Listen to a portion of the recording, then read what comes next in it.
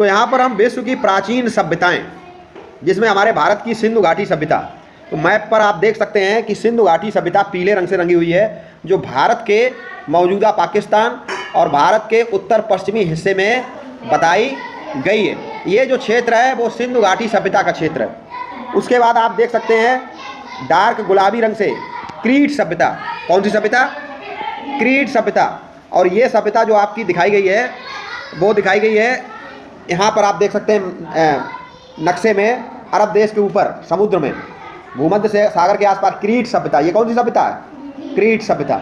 उसके बाद आप मैप में देख सकते हैं ब्राउन कलर में, कत्थई रंग में चीन की सभ्यता, चीन की सभ्यता। तो आप देख सकते हैं चाइना में, भारत के ऊपर देखिए आप, चाइना में यहाँ पर चीन की सभ्यता बताई गई है।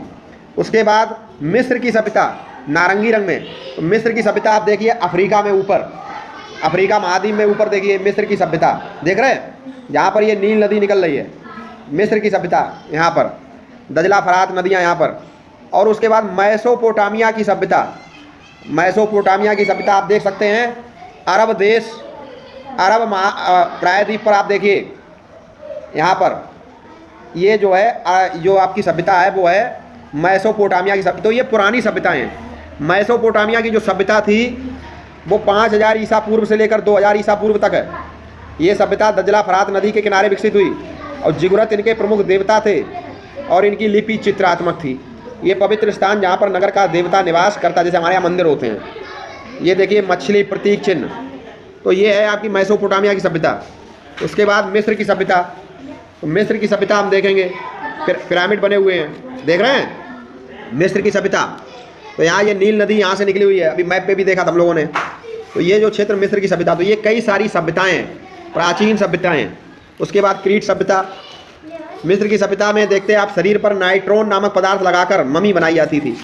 मृत व्यक्तियों को हजारों वर्ष तक सुरक्षित रखने के लिए नाइट्रोन नामक पदार्थ लगाया जाता था उनके ऊपर। उसके बाद चीन की सभ्यता, वो भी 2500 ईसा पूर्व है, लगभग सिंधु घाटी सभ्यता के आसपास की, वांग हो नदी के किनारे विकसित हुई थी।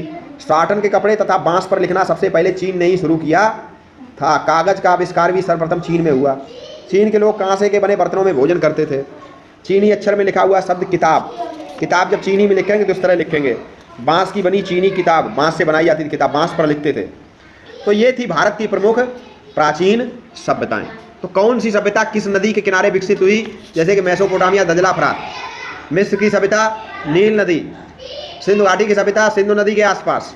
तो ज़्यादातर जो नदियाँ सभ्यताएं हैं वो नदियों के किनारे विकसित।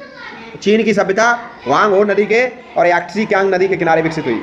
ठीक है, तो ये है भारत की, भारत क्या विश्व की प्रमुख प्राचीन सभ्यताएं।